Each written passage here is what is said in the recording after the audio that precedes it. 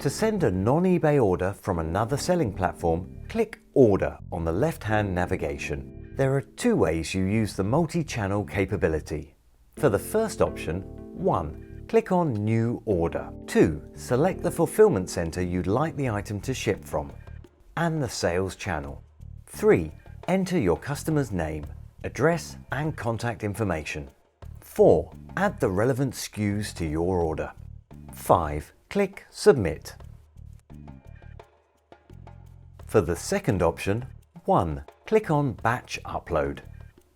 2. Download a template. 3. Fill in columns A to Q with your customer's address, telephone number and email address.